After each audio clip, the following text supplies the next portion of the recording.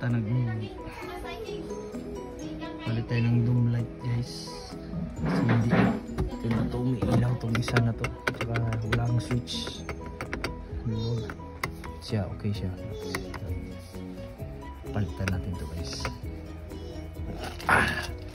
Salamat Shopee na naman tayo yung order natin. Tanggal na natin yung mga tornilyo dyan guys.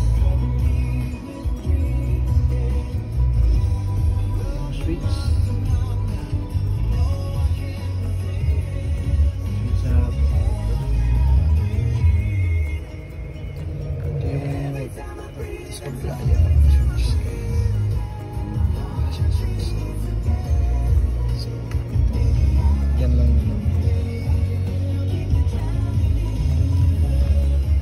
So ito yung original guys. So yung nabili natin sa Shopee is wrong size, no?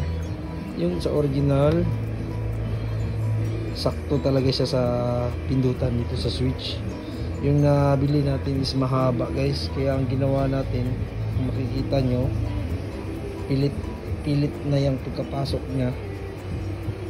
Tsaka yung switch niya, kung nakita nyo doon sa video, pinutulan ko guys. Ayan, makikita nyo, putol na yan sa loob. Para kumasya lang, pinutulan ko siya. So nevertheless, working naman siya yung tinesting ko. Pero yung ulo niya is sira na. Ayan, makikita nyo sira na. Napakaliit na lang ng nasa uluhan niya. So itatry natin guys kung iilaw siya. So ayan, kinonik na natin guys. Itatry natin kung iilaw siya. Dito sa door, off, umilaw siya. So umilaw naman siya yung dalawa. So try natin switch off. Hindi na switch off. Dito pala. I-try natin siya off.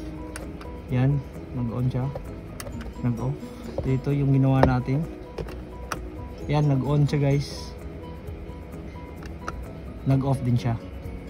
So I think okay na yan guys.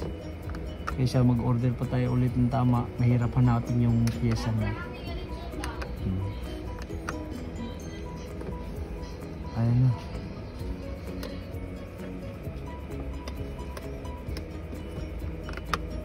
Okay na guys. Door okay na. Naka door pen. So successful guys. I-install ko na lang to ulit. So ito na siya guys, naibalik ko na lahat, kompleto na. Ayan. Fit na siya.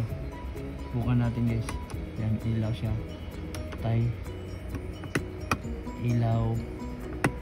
Patay.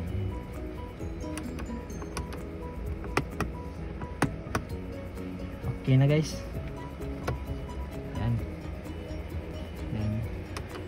Hindi siya papatay kasi nakalawa. Okay.